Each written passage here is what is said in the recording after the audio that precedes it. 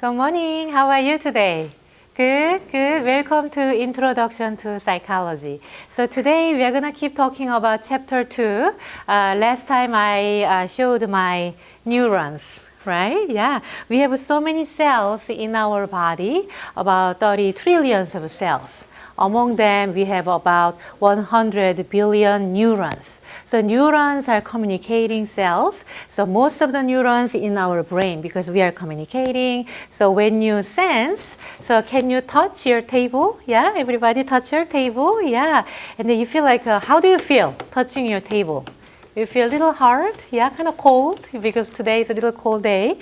And you have those sensation, like a sense, yeah. So sensory neuron, you touch, you taste, and maybe you smell, and those in the sensory neurons will send those signals to your brain. So if you remember, access to your brain, it's an afferent. Afferent, access to your brain. Yeah, those are sensory neurons. And motor neurons, when you touch it, maybe send those signals to your brain, afferent, and then your brain will tell, oh, Sarah, that's really sharp. It's really hard. Do not touch it too much. Yeah, so those kind of command to your muscle, yeah, and gland. Those are exit to muscle and gland, so afferent. If you remember in that way, that's easy. So afferent, yeah, and afferent, kind of touching those all the sensory, yeah, kind of feeling those sensory neurons, access to your brain, and exit to your muscle and gland. So I want to tell you in Korean words, in Korean, there's no difference. 에 and 에. So for me, it sounds the same, but I know you can do better, right? Anybody, would you like to say afferent and afferent? Would you like to try to me? Kind of just to say afferent and afferent. Am I doing well? Yeah, pretty good? Yeah, okay. Claire, could you say afferent and efferent? Okay, afferent and efferent. Okay, it's better? Okay, good. So those are sensory neuron. Yeah, you touch, and then your brain will command you, don't do that, or maybe don't touch it. It's too sharp, right? Those are afferent. Okay, so those are motor neurons. So sensory neurons and motor neurons. We have a lot of interneurons, kind of connecting those neurons. And sometimes you have reflex. Imagine in front of you, you have a hot stove. Try to touch it. Everybody use your finger and try to touch it.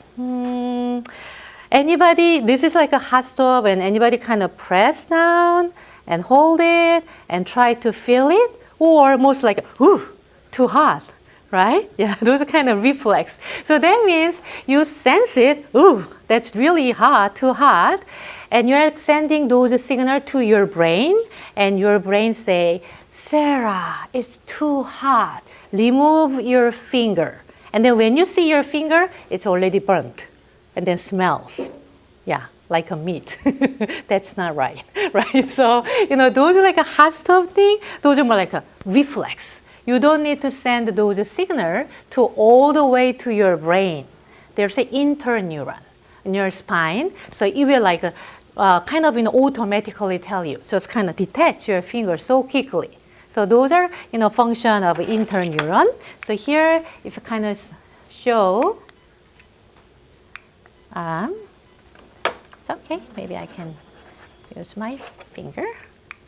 Okay, so imagine those are like a little candle, but maybe hot stove there. You try to kind of touch it, maybe accidentally, kind of touch it, and it will not send your signal all the way, not to the brain, because it's too slow, and you may burn to your finger.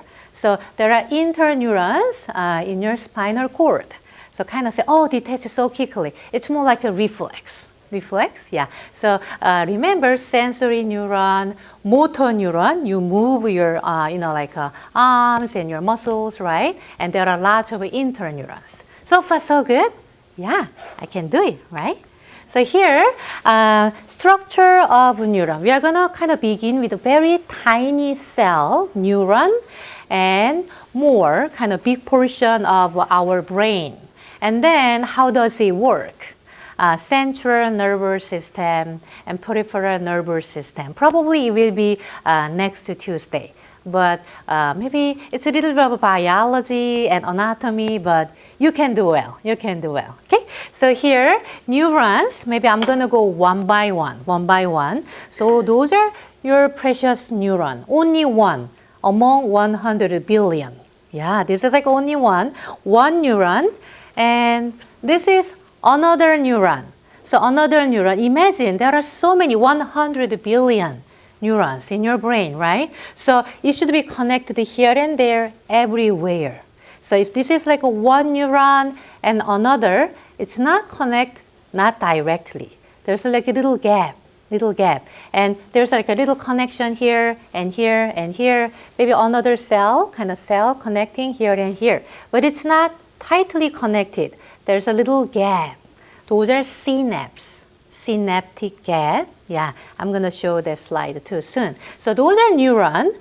We need to remember those are part of neurons. Everybody, can you show your two hands, kind of raise high as much as possible, and then wiggle a little bit, yeah, and then maybe stretch.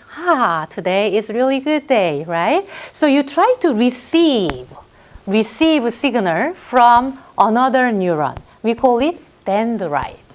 Dendrite. Remember the dendrite. You wiggle your fingers and receive signal from another neuron. We call it dendrite. Dendrite. And there's like a soma, cell body of the neuron. So kind of maintain those cells alive through nutrition. And those are like a soma, cell body. And axon, underline axon. There's an axon. So everybody, can you stretch your arm? Yeah, either way is fine. Maybe right arm, left arm, kind of stretch. Yeah, those are sending. So you're kind of sending signal. You're sending to another person, another signal. So maybe try to touch, maybe right now, maybe next to person. Yeah, kind of touch their arm. Kind of sending, sending signal. Those are axon. Yeah, axon. You're sending those signal to another neuron. Those are axon. So everything is clear now? Yeah, so far so good. Those are anatomy of neuron. Three part. Everybody, can you show me your hands? Yeah, maybe you will remember much better if you follow me. And then wiggle, and then stretch a little bit. Receive signal. Those are dendrite. And there's a cell soma, make the cell alive. And try to touch your partner who is next to you, kind of sending. Those signals sending, those are axon. Very good. Okay, so maybe now you feel like familiar. I can tell because those are kind of little branch-like. Those are, what do you call? Dendrite, receiving part. Receiving signal from another neuron, dendrite. And those are soma, cell body, make the cell alive. And sending part, we call it axon. Sending, axon. But if you're looking at here, I try to do my best. The yellow part, kind of, insulating those axon. Yeah, protect my axon. Yeah, speed up my axon. What does that mean is, if you're kind of looking at here, it looks like a little sausage. Yeah, kind of, those, part. Is there anybody you love sausage? I do love sausage. Yeah, so imagine it looks like a little glial cell, kind of fat cell, kind of contacted, kind of, surrounded all the axon area. So, which is good thing. Those are myelin sheath. Underline, myelin sheath. I will kind of go over here. So here, myelin. So myelin sheath, those are fatty cell, underline. It will protect, insulate, and speed up those neural impulses, like neurons, communicating more smoothly, faster. Because, I can show again, those are like a little part, like a sausage. So you're kind of sending signal. If you can look in your mind, you're kind of sending signal, not like I'm sending you my signal, not this way, because of those, glial cell. We are sending jumping, jumping, jumping, jumping, jumping, jumping. Those are like an area you can kind of jump, jump, jump, jump, jump, jump. That means you send the signal faster, faster. So those are really important. The role of myelin, myelination, and myelin sheath. Okay? So here, one more time, underline, it will be on your exam, myelin, yeah. Even though it's a glial cell and fatty cell, it's really important role. It's kind of surrounded by, those axon area, and you can, it's insulate and protect and speed up those function of axon. Okay, good. And at the end of axon, there's an axon terminal. So terminal is like a station, right? So at the end of the axon, there's an axon terminal. So axon terminal, there are vesicles, little baggies. And those little bags contains neurotransmitters. Have you ever heard dopamine? Yeah. Have you ever heard endorphin? Yeah. So we will talk about those neurotransmitters today. Okay, good. So let's go here. So myelin sheath, the function of myelin sheath, anybody, do you remember? What's the function of myelin sheath? Insulate, protect, speed up. Yeah, those are function of myelin sheath. And looking at here, those are normal like a myelin sheath, and this is damaged one. So those myelination, forming those myelin sheath, it's starting from early childhood. I mean, kind of more rapidly. So if you do not have a healthy myelin sheath development, you may you're a slow learner. You didn't get because the signal goes really slowly, not fast and speed up enough, right? So probably too slow, and also having some problem of movement too, and sensation and movement. It's relating with myelin sheath. Yeah. Okay. So here I'm gonna go one by one. Axon terminal at the end of this axon, one neuron at the end. Those are axon terminal. So rounded area at the end of those, axon. So synaptic vesicles and neurotransmitters. So at the end of the axon terminal, there are vesicles, little baggy area. And each bag does have neurotransmitters. So I will show them one here. So if you're looking at this picture, those are axon terminal at the end of axon. At the end of the axon, and maybe you remember this one neuron and another neuron, it's not tightly connected. There is a little gap, synapse, synaptic, gaps. So synapse, do you see synapse right here? That little gap, it's not tightly put together. Those are like a synapse, synaptic gap is there. And at the end of the axon terminal, there are vesicles, synaptic vesicles. So vesicles are little sac, like a little bag. Yeah, if we have a bag, we have a bag here, Mallory, you can contain lots of things, right? So each of those bags contains neurotransmitters. So when try to send the signal from one neuron to another, chemically communicate neurotransmitters to send to the another neuron. Yeah. So if you're looking at here, those are receptor site, like a blue area. Anybody, are you very maybe picky person? I'm pretty picky, like eating and maybe, So several of you, you're very Danica Johnson, you're kind of picky. Yeah. So in terms of what? Mainly just texture. Texture, maybe eating thing. Yeah. How about Gabe? Taste, picky, yeah. How about Carson? Probably the same thing. Taste and texture. So you have a certain food that you cannot eat and those things, yeah. So remember, those receptor sites, they're very picky too. Just like Danica Johnston and Gabe and Carson. So that means each receptor site, they receive only their designated neurotransmitters. I'm a receptor site, so I'm going to receive only dopamine, only endorphin, only GABA. So certain receptor site, they're receiving each individual designated neurotransmitters. Okay, they're kind of picky. So we say lock and key because only that key can open it. Lock and key system. So here the synapse, kind of communicate those neurotransmitters, infuse and kind of sending those signals to the next neuron. And what if you try to send it chemically using those neurotransmitters, and then maybe you don't need it anymore. Maybe you send it them all, so maybe not anymore you need it. Those neurotransmitters, they're going back to their home. They're going back to their vesicles. Those are reuptake, underline, reuptake. Go back to their existing place, go back to their home, reuptake. So here, reuptake means process by which neurotransmitters are taken back into the synaptic vesicles.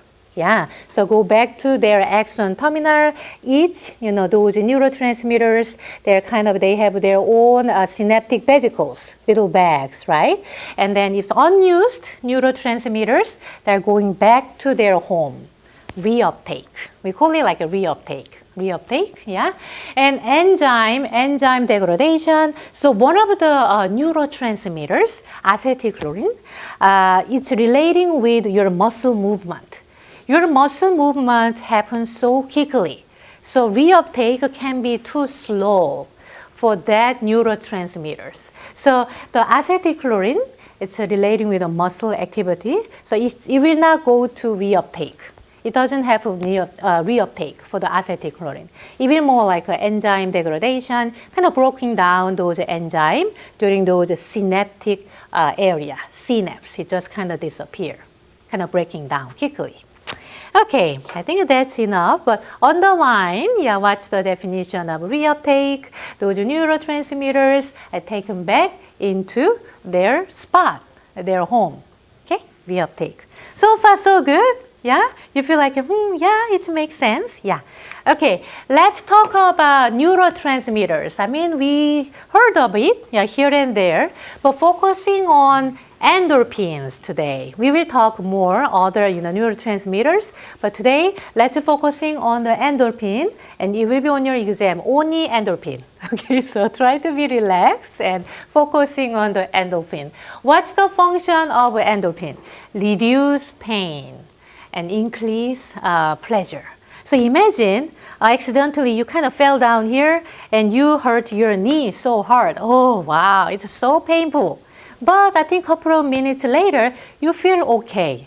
Have you, experienced that? Yeah, you kind of bump into the wall and, oh my gosh, I'm dying. It's so painful. But I guess maybe 1 minute, you feel better. Maybe 5 minutes, you feel like it's okay. Yeah, maybe nothing happened, right? Yeah, those are endorphin because our body release neurotransmitters.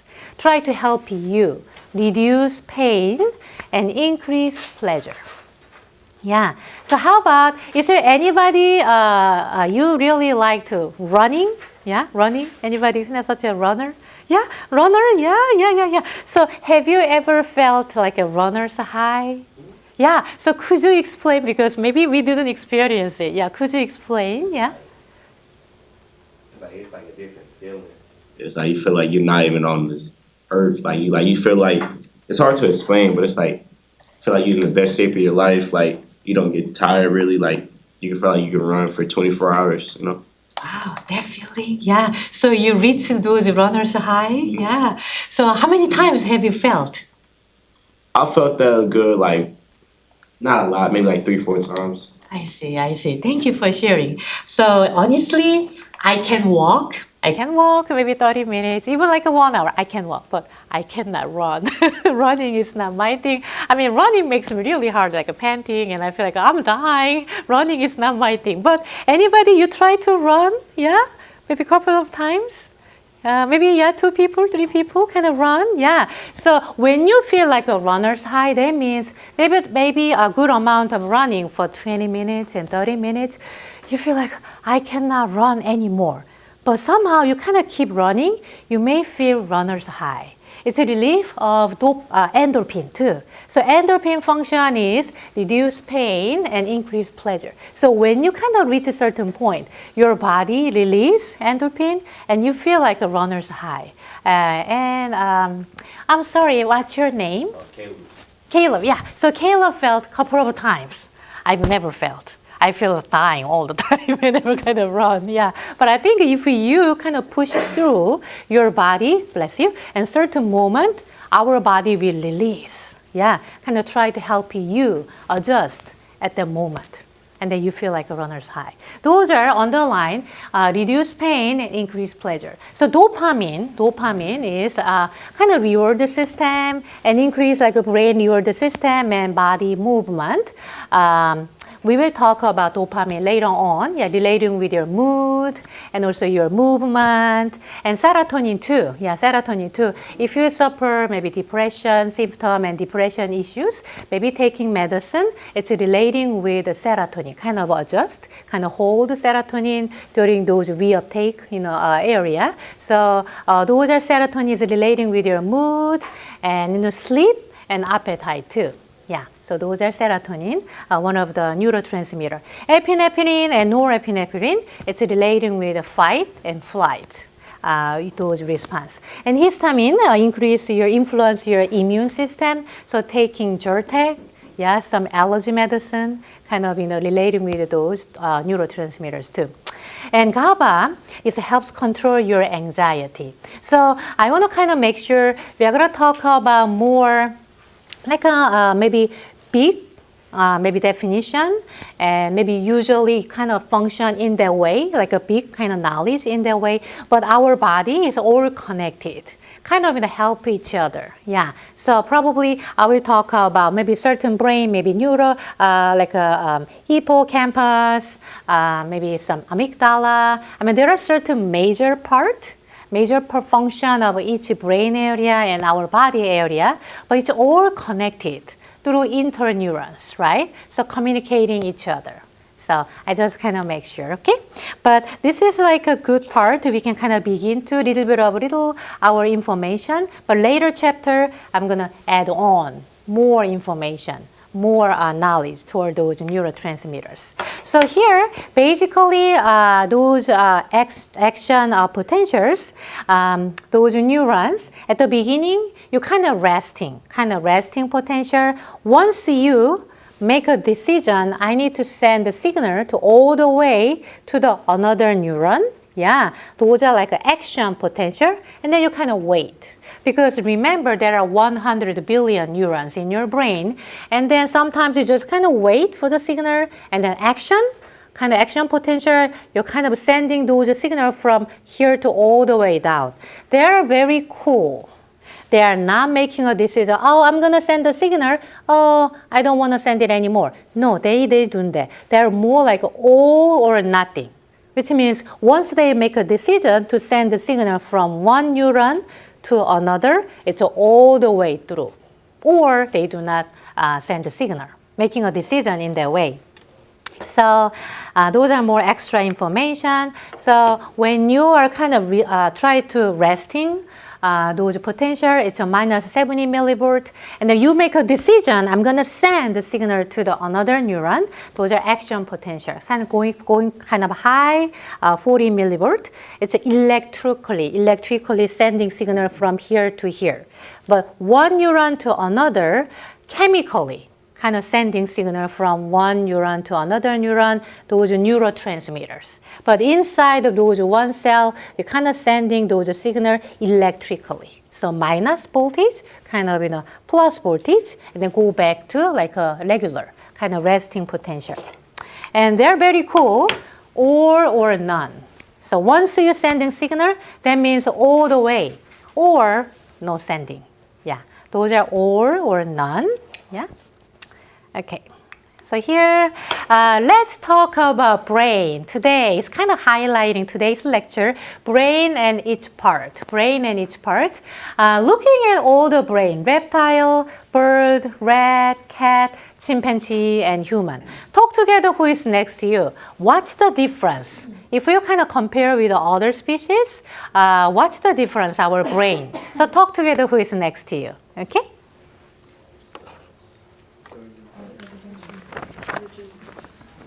There you go.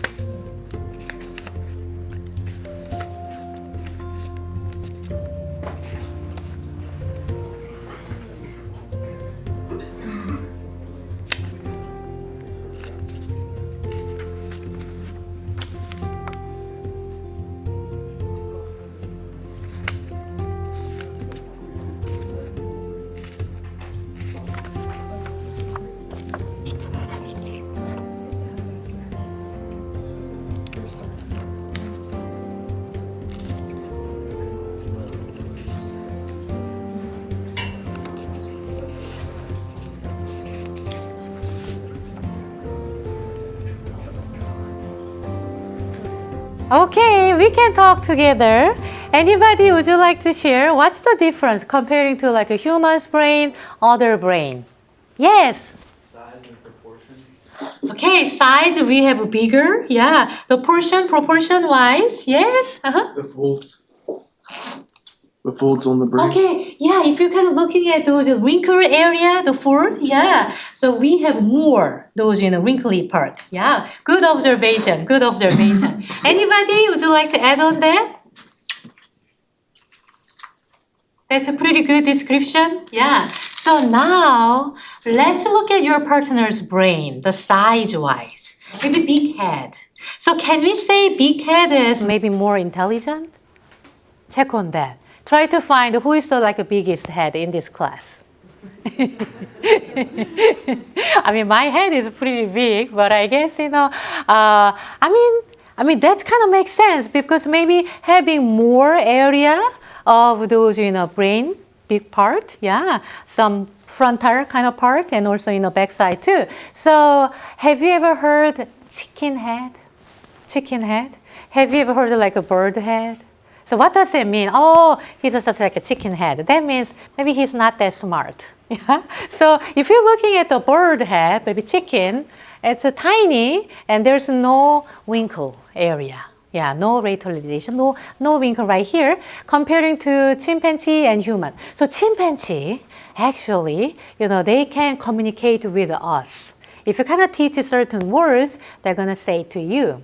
And then they kind of recognize letters too. So if you're looking at the chimpanzee head, brain, and human brain, yeah, pretty similar. Yeah, similar. I mean, just a smaller size, but it's a similar. So bird, no wrinkling part, yeah, no folding part, yeah, and very tiny. Yeah, so maybe that's why people kind of know maybe chicken head and maybe reptile head, maybe not much smart people. So I feel like we have a very good decent size of a head. I realize this class. So we are all intelligent, yeah, which is good. So are you ready to begin to? Yeah, this brain. So we are gonna talk about brain inside and how does it, working all together. So first, we're gonna watch this video clip. It talks about parts of the brain. I kind of tell you, there are certain, associating part, kind of communicating each other, but we are gonna focusing on maybe each individual part of brain, maybe major function. So at the end of today's lecture and this chapter, you will, remember whole part. Okay? Okay. So we're gonna listen together. So we are going to watch a video clip.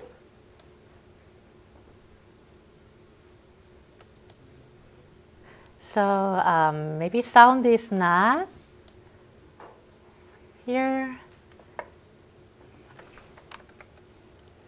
Let me try again.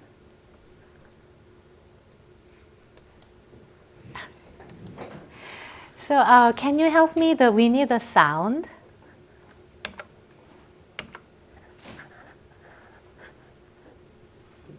Yes.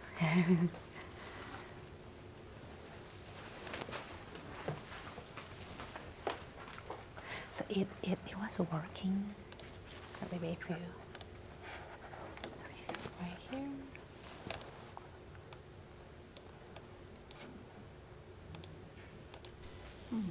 Yeah, it was working before coming to class, and maybe we can adjust down the main volume. So I think this one is the main volume, but it's on. So we are good. Oh, now it's working. Okay.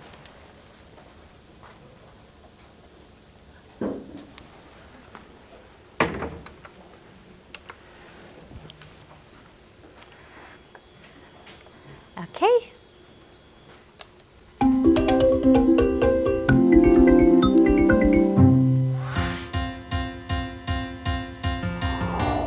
So the brain is made up of a lot of different parts, and localization is basically the idea that each part of the brain has its own function.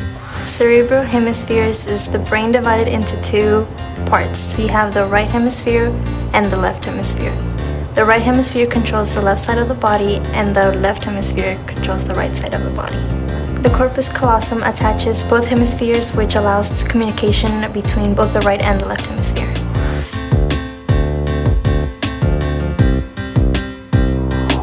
The brainstem. The brainstem is the part of the brain that connects to the spine, and it controls the functions most important to staying alive, like breathing, heartbeat, sexual reproduction, swallowing. The brainstem contains the reticular activating system, pons, and medulla.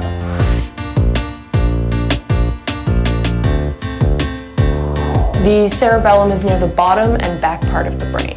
It is primarily involved in balance and coordination of movement. The cerebellum occupies only 10% of your brain, but it actually contains about half its neurons.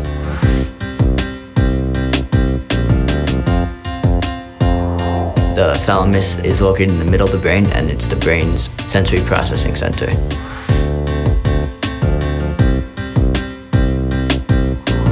The hippocampus is part of the limbic system, and it's involved with spatial memory and long-term memory.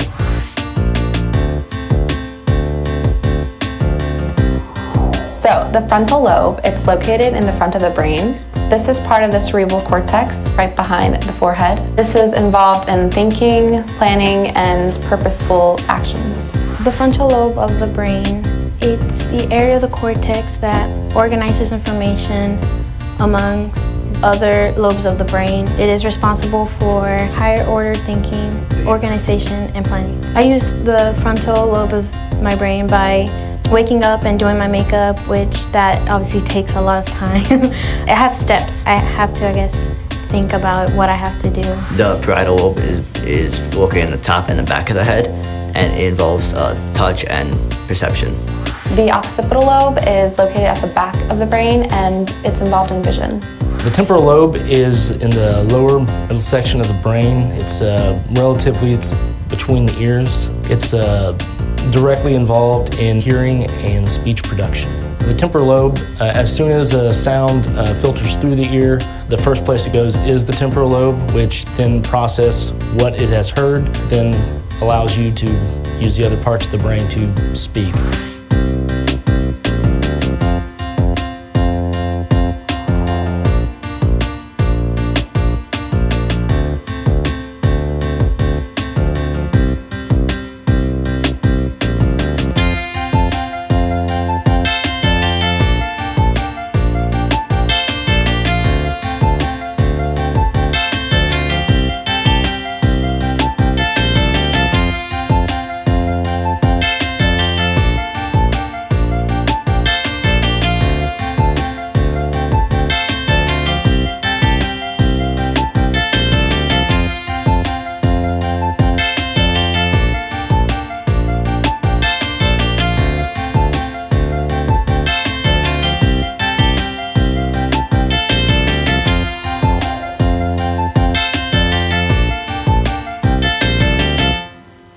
Okay.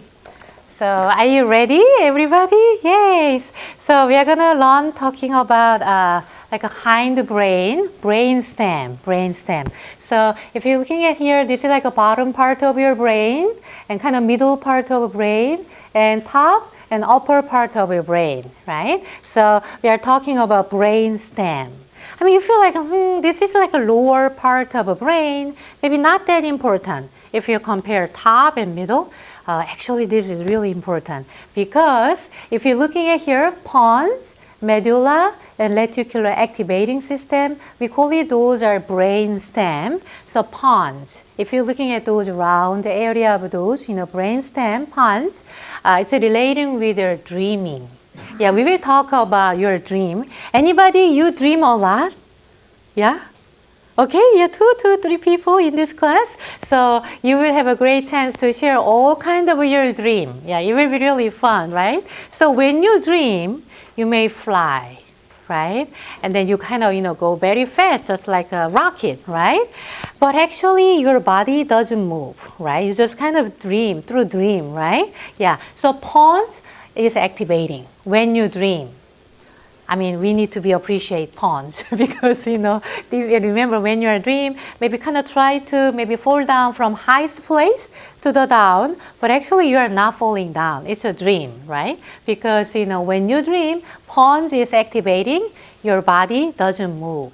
Yeah, doesn't move. And pons is the function is making a good balance. Yeah. So here, medulla, underline, those are really important function. Medulla, it's a life-sustaining device. It's relating with your breathing, swallow, and your heartbeat. Yeah, maybe certain car accident happened. That person seems like it doesn't breathe. What's wrong?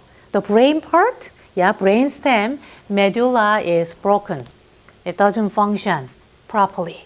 Yeah, and then that person can die. Yeah, even though it's a brainstem, hindbrain side, it's really important for us, right? So those are medulla and reticular activating system, reticular formation. Anybody, you really need to set up the alarm clock every morning because I cannot wake up. Okay, here, kind of half of you. What's your sound like your alarm clock? Your sound of alarm clock?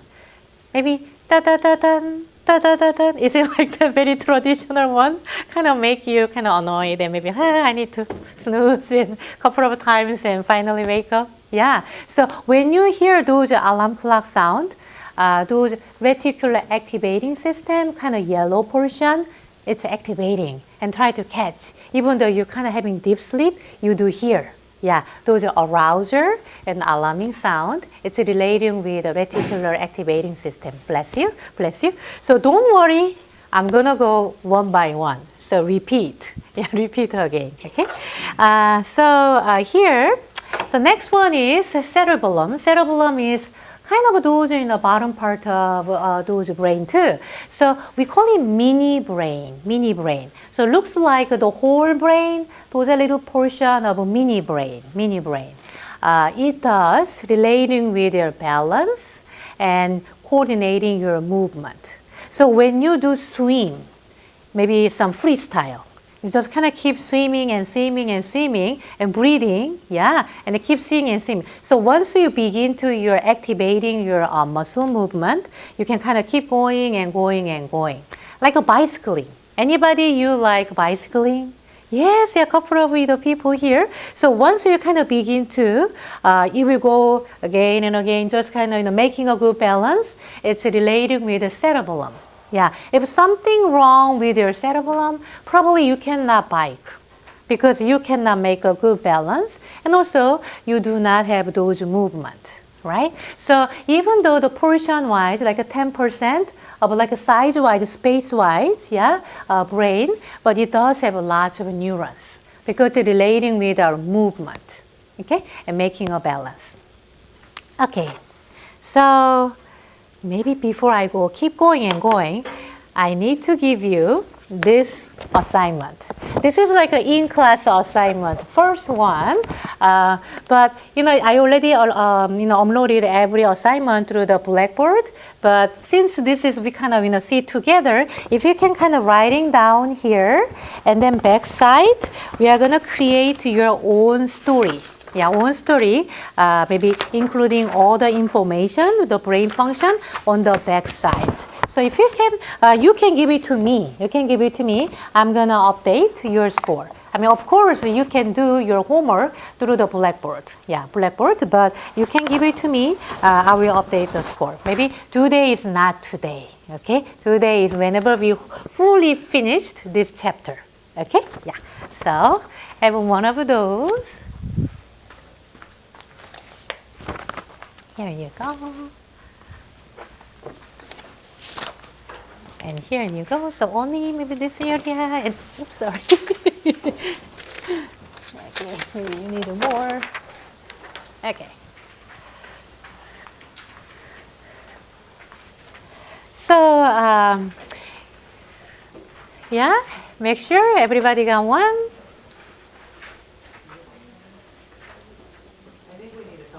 Oh yeah, sure. Two more, okay, no problem.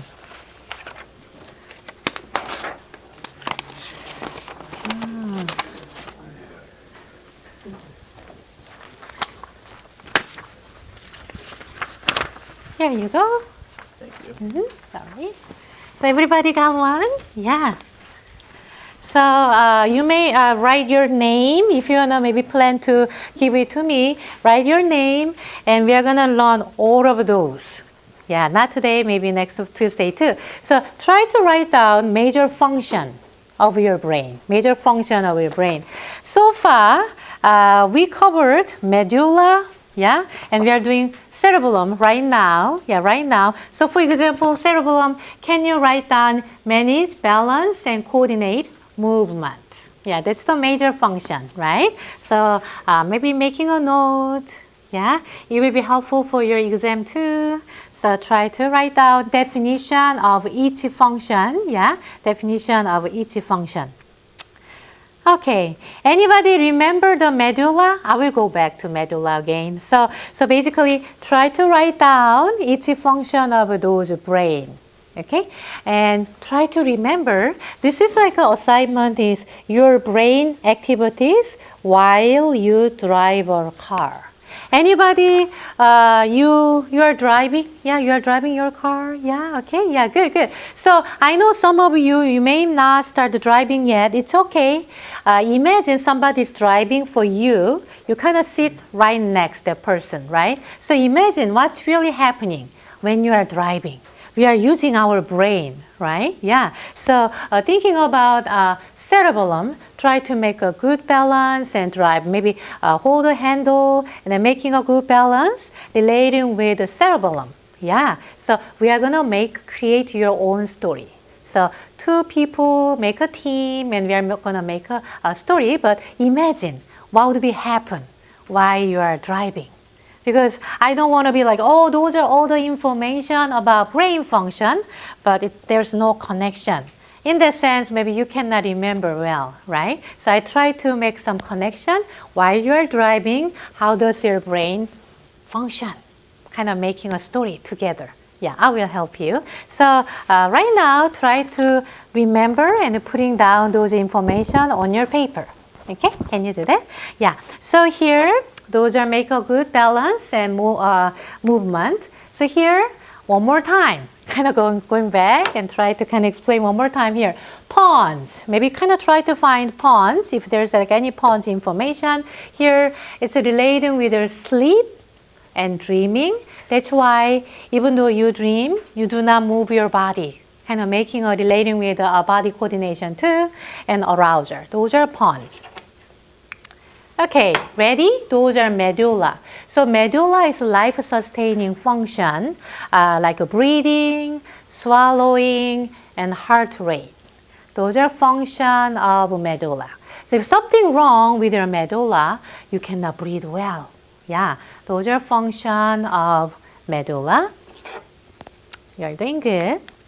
So here, those in a part, yeah, reticular formation, reticular activating system, yeah, reticular formation.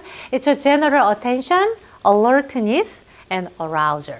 So whenever you drive, you feel like I'm so sleepy. I could not sleep well yesterday.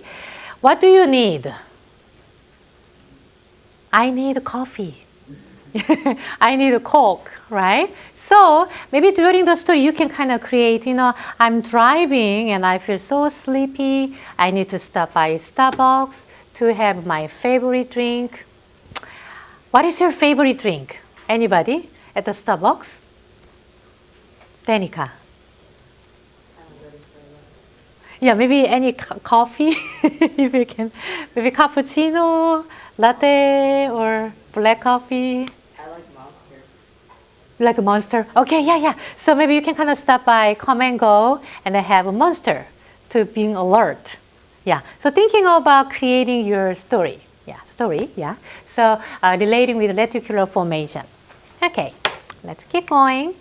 So those are cerebellum, small brain, mini brain, cerebellum, control and coordinate involuntarily and rapid and fine motor movement. So it does not command like a beginning of the movement, but once you begin to swimming, once you begin to drive, once you begin to like a bicycling, kind of keep going. Movement relating with that. Those are relating with coordination and movement, cerebellum. So far, so good. Everybody? Yeah, Heinz brain? Okay, let's move to like a middle part of your brain. Middle part of brain. Everybody, can you show me your two hands? Very good, very good. Clap 3 times.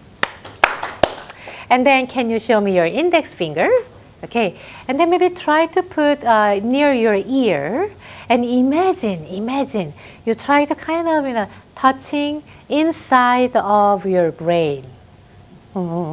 It's a little weird, but inside of your brain, you will touch thalamus. You will touch thalamus, yeah. So kind of around that, kind of in the middle part, you will touch thalamus. So thalamus is a sensory processing center. When you touch, when you taste, when you see, I do see, when you hear, and when you hear those sound, every those in a sensory, first stop place is thalamus. Thalamus. So those signals send to the thalamus first, and then thalamus distribute those signals to the upper part of your brain. Oh, that sound is like somebody is kind of knock on. Yeah, knock on the door, right? So you kind of in a sense that. But first kind of sensory center is thalamus, except smell. We're going to talk about sensation and perception next chapter, but smell is kind of directly relating with your cortex. So except smelling, your taste, and you kind of see, vision, you do hear and touching, everything kind of stop by thalamus first. Kind of, yeah, kind of connect, yeah, in the middle part of your brain, okay? So here, limbic system, very important, limbic system. Anybody, you are emotionally sensitive, yeah, in this class? Emotionally sensitive, maybe do have lots of fear, yeah, like me. I'm afraid of everything, but I'm okay. I'm here, right? So those limbic system, if you're looking at the thalamus in the middle, hypo means under. Hypothalamus, under thalamus, right? So thalamus is sensory perception kind of center. You do kind of see and touch and taste, and then hear. First that moment, but hypothalamus is under those thalamus. Hypothalamus relating with homeostasis. If you're really hungry and if you're thirsty, and one of the basic our instinct too is like a sexual desire too, try to make a good balance, homeostasis. So relating with those functions are hypothalamus, not hypo, under thalamus, hypothalamus.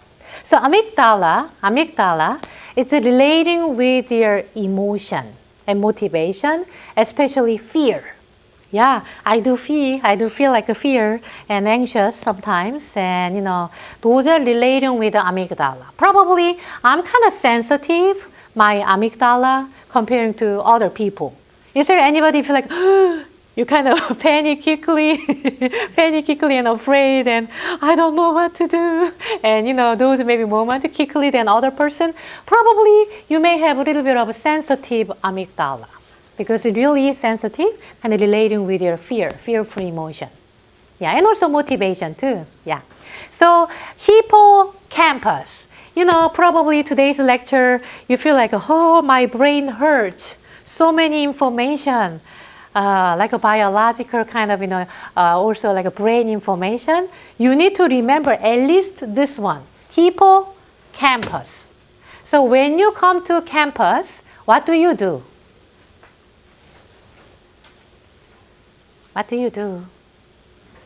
Study, yeah, study, and try to remember all the knowledge, yeah.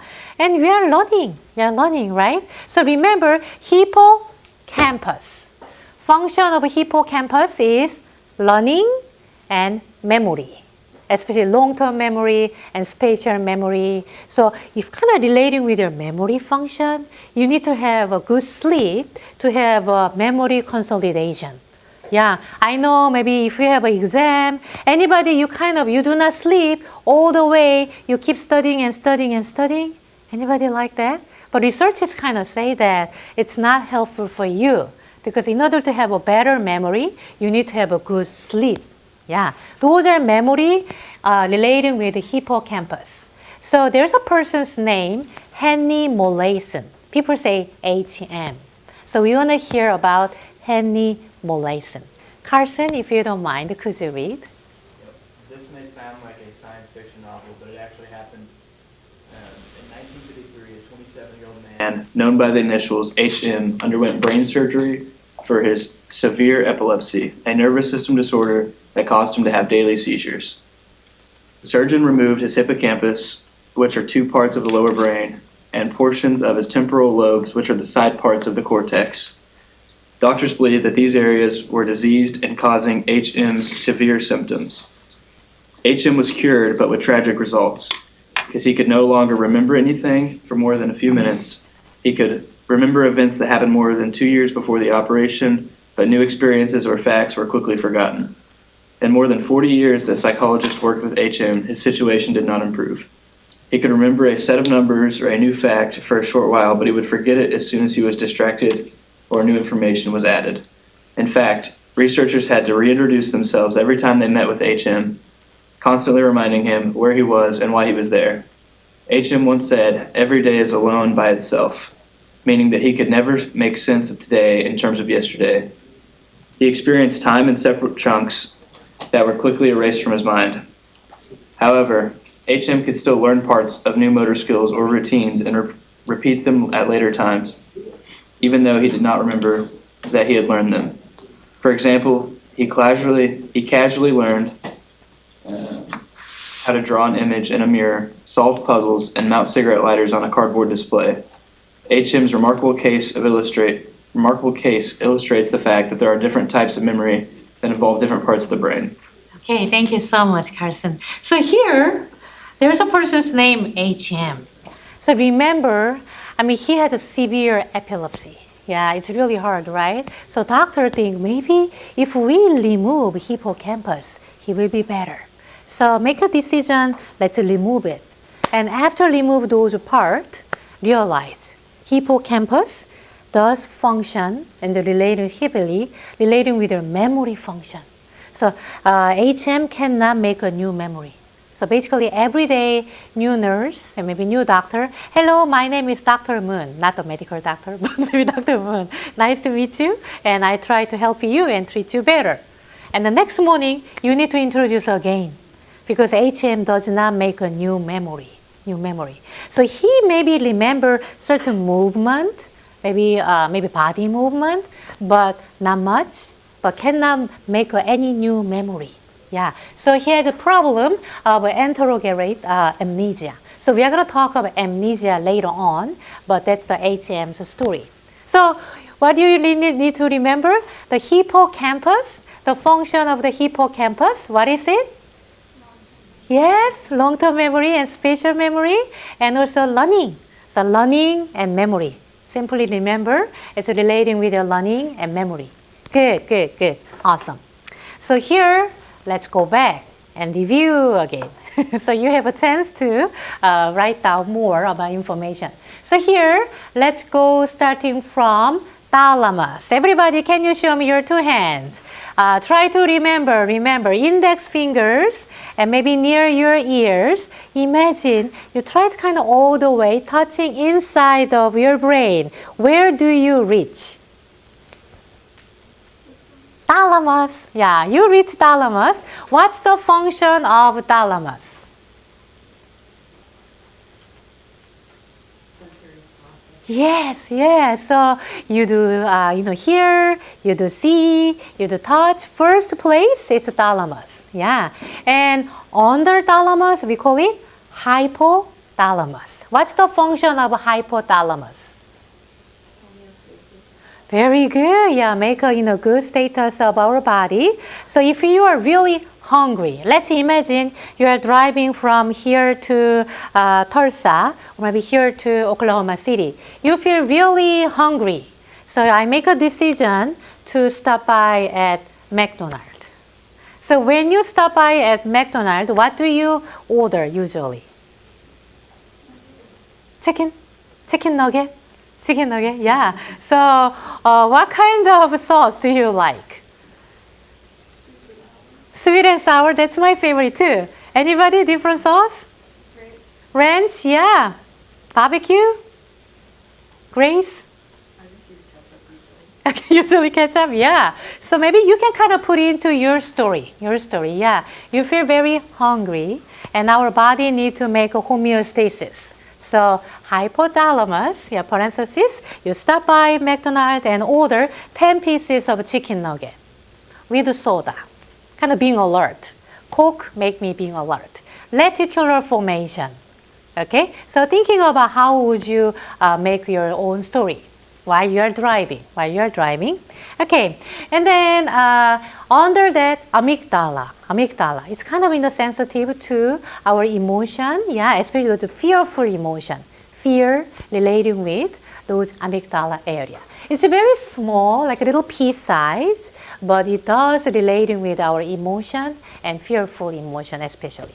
Okay, and then there's like a little, shape of hippocampus. Yeah, hippocampus. It looks like a little seahorse, hippocampus. So what's the function of hippocampus? When you come to campus, yeah, memory and learning, yeah, those are relating with hippocampus. Hippocampus, good, good. And here, it kind of show a very thick band, corpus callosum. Corpus callosum. So we have two hemisphere, left hemisphere and right hemisphere. Kind of connecting part is corpus callosum. I'm going to tell you later on, yeah, later picture. And also surrounding those corpus callosum, those green part, those are singular cortex relating with emotion and cognitive processing. Okay, so let's go. Kind of upper part of your brain. Those winkle, like a folding area. Everyone kind of recognize, human being, we have a more folding area. Yeah, those winkleization. It's a winkling part. So here, maybe I'm gonna use one of my paper. So cerebellum, which is forebrain, kind of in the top part of your brain. It's a two hemisphere. Everybody, can you move your right arm? Yes, right arm. So right now, your left hemisphere is activating. Yeah. So can you move your left arm? Yeah, left arm. Your right hemisphere is activating. We have two, left and right. And between, underline, CC, corpus callosum. Corpus callosum, underline, yeah. So it will connect, it's like a thick band. A lot of neurons there. It's like a thick band connecting left side of your brain and right side of your brain. Corpus callosum. So cerebellum, yeah, there are lots of layers, kind of wrinkle area. So imagine this is like a one paper, yeah, and having maybe need a lot of space, kind of showing this whole picture. But if you're kind of making a wrinkle, yeah, kind of those folding area, Abraham just mentioned, yeah, and then putting onto inside of your brain.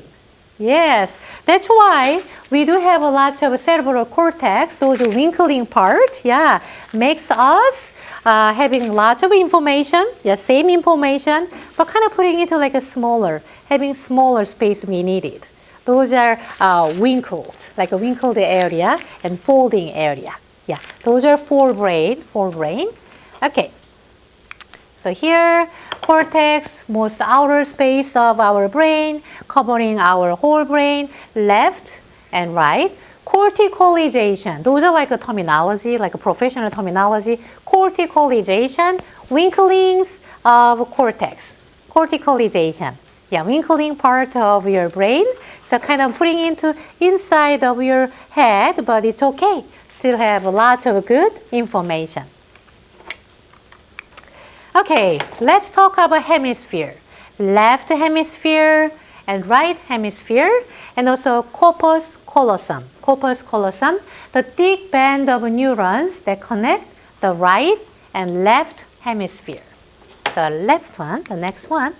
So if you're kind of looking at the definition right here, left hemisphere underline, it's relating with your language development. People realize through lots of experiment and research, we do have two hemispheres. Normally say left hemisphere relating with language comprehension and language speaking.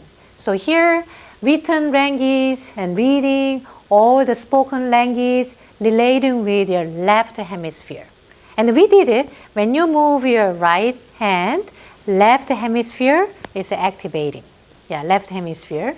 Yeah, so mathematical calculations and logical thought process and analysis of very detailed information. Yeah, maybe somebody is really doing well. Yeah. And right hemisphere, when you move your left hand, right hemisphere is activating. And it's relating with controls left hand and non-verbal. You can kind of grab those and move and coordinating your body. So visual spatial perception. Anybody? I think I'm pretty good at driving without GPS. I can go somewhere. If kind of look at the map first, maybe I can kind of find it out. Having good visual spatial perception. Anybody in this class? Okay, Carson? Yeah, Claire? No? Yeah, kind of? Yeah, a little bit? Yes, good.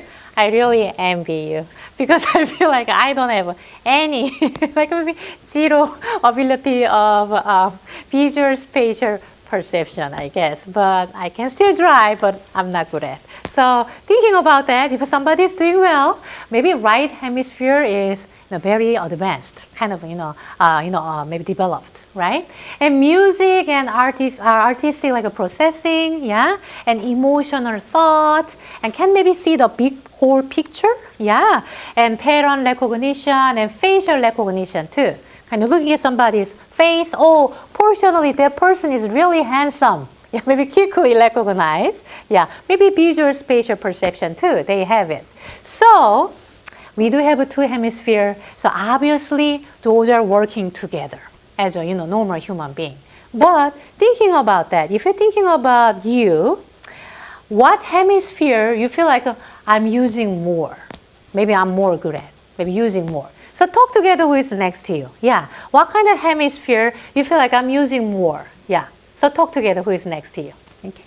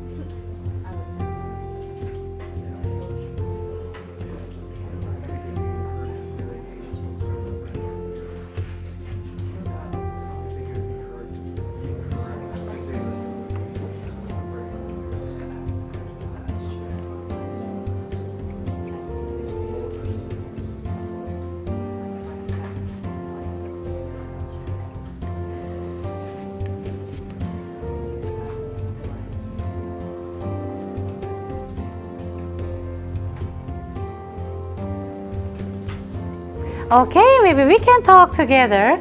Anybody, I feel like I'm using more left hemisphere. Yeah, because I'm more like I'm bothered and like to reading and speaking and expression. Okay, yeah. How about more like probably I'm gonna use more like a right hemisphere more often, more kind of artistic and music and try to see, like figure it out, big picture. Okay, good. I know since we are not, maybe we have both hemisphere, it's connected to each other. Do you remember what's the thick band name?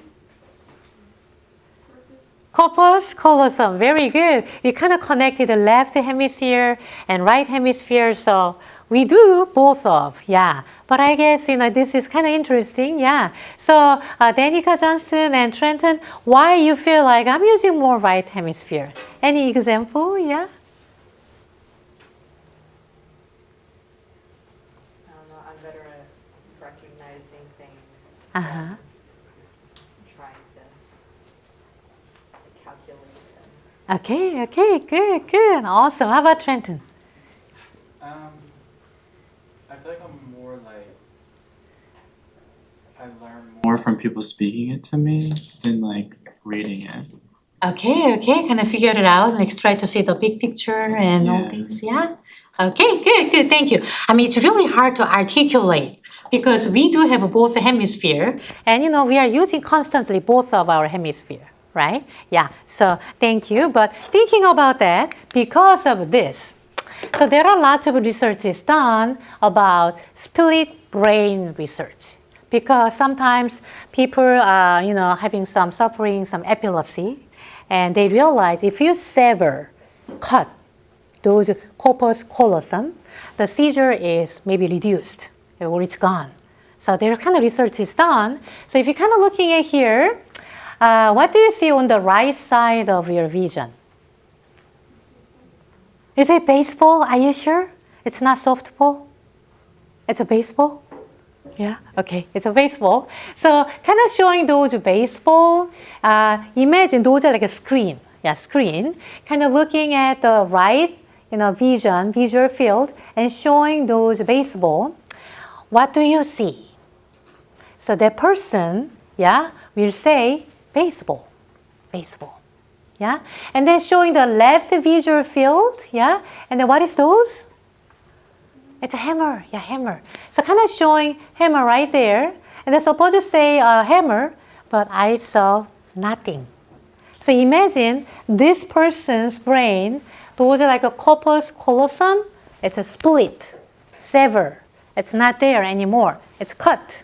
Yeah, so it's not connected. Left hemisphere and right hemisphere. Yeah, I mean, this is kind of a little weird and it's really hard to imagine, but I guess when you kind of see the right visual field, because right side, your left hemisphere is activating. Yeah, if you kind of see the left visual field, your right hemisphere is activating. Imagine there's a person doesn't have a connection between left hemisphere and right hemisphere. So here, so those are split brain patient, and those are like a screen. There's a screen in front of that person, and then kind of in the half of the vision is relating with your right side, which is like a left hemisphere will be activating, and that person will say, what do you see? It's a ball. Yeah, can say and name it, right? Because left hemisphere we realize it's relating with more like a language, speaking and language comprehension. So since left hemisphere is activating and then singing the right vision, it's a ball. So here, this time showing only the left visual part, hammer. Yeah, hammer. And in front of that, there's like a hammer and other object too. So what do you see? If you kind of ask them, I saw nothing. This is kind of a little interesting and weird, yeah. But can you grab those? Can you grab those objects? They can grab it. They can touch it. They can touch it. But they cannot say. They cannot describe. Because the language part is not there. Right hemisphere, usually, it does not have a language portion. The language production, language comprehension is the role of left hemisphere. So after those brain split research, people kind of conform. Left side is relating with language comprehension and language production. So let's do one more time.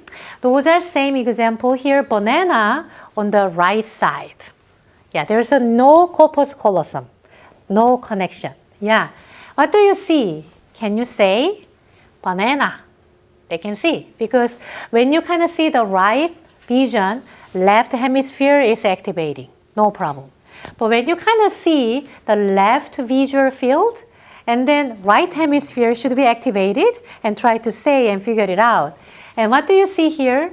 Nothing. But can you draw? Can you grab? That person can do it. I know it doesn't make sense, but I guess if you kind of cut those corpus callosum, it may happen to you. Yeah, but I guess, we do know, figure it out, because our brain, two hemisphere is connected. So far, so good. Yeah, so far, so good. Maybe I can stop here. So next one is the lobe. We have 4 different kind of lobe. Maybe we can kind of touch. Occipital lobe, kind of back side of your head. Can you touch your occipital lobe? Very good, occipital lobe. It's relating with your vision. When you see, occipital lobe is activating. Can you touch near your ear? Those are temporal lobe. Temporal lobe. It's relating with your hearing because you do have your ears, right? Hearing. And parietal lobe, can you touch your top of your head? Parietal head, the lobe. It's relating with your sensation, yeah, and perception. Very good.